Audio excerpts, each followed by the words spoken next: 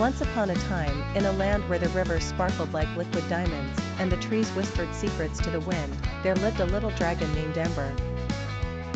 Ember was not like the other dragons in the magical forest. While most dragons loved to fly through fiery rings or hoard shiny treasures, Ember had a different dream. She longed to touch the moon. Ever since she was a tiny dragonlet, Ember would gaze at the moon every night from her cozy cave nestled high in the mystic mountains. Its silver glow enchanted her, and she felt a friendship with the solitary moon, imagining that it winked back at her in the darkness. One evening, as Ember watched the moon rising gracefully into the sky, she made a decision.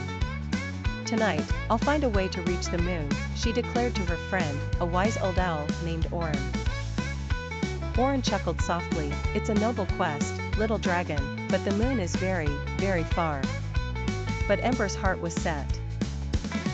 She spread her sparkling wings and took flight, soaring higher than ever before.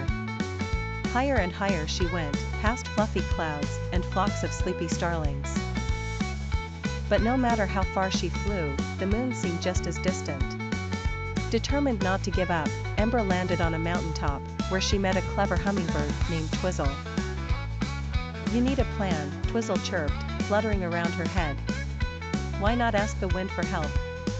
Ember nodded and called out to the wind. "Hear my plea, dear wind. Help me reach the moon, and I shall give you the shiniest star I find." The wind swirled around her in a gentle breeze. "Climb upon my back," it whispered, "and hold on tight." With wind's assistance, Ember soared higher than ever, gliding smoothly through the starry night. Yet still, the moon shimmered far above her. As dawn approached, Ember felt a tinge of sadness. All her efforts seemed in vain. Then, she heard a soft voice, "Do not despair, sweet dragon." It was the moon itself, casting a gentle glow down on her. "I may be far away, but our friendship bridges the distance."